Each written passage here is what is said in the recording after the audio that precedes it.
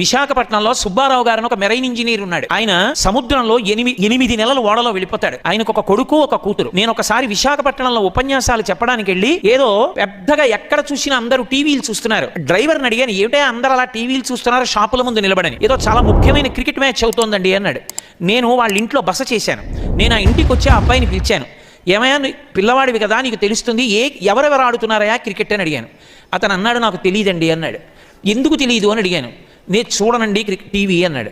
ఎందుకు చూడవు అని అడిగాను.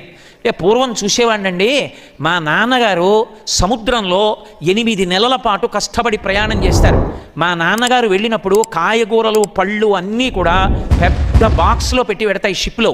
అకస్మాత్తుగా షిప్లో ఎవరైనా చచ్చిపోతే అదే బాక్స్లో మళ్ళీ పడుకోబెడతారు. ఆ శవంతో పాటే ఉన్న కూరల్ని కడిగి వండుతారు. మా నాన్నగారు మా కోసమని ఆ కూరలు తింటారు. కావలసినట్టు వండి పెట్టేవాడు ఉండడండి.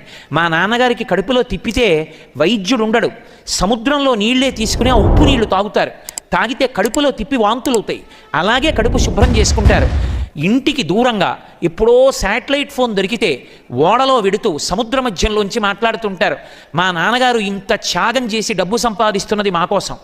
అటువంటి మా నాన్నగారు నన్ను ఒకటి అడిగారు, ఒరే నువ్వు ఐఐటీలో చదువుతుండగా నాకు చూడాలనుందరా అని అడిగారు.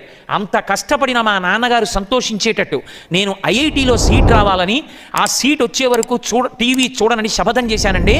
అందుకు టీవీ చూడనన్నాడు.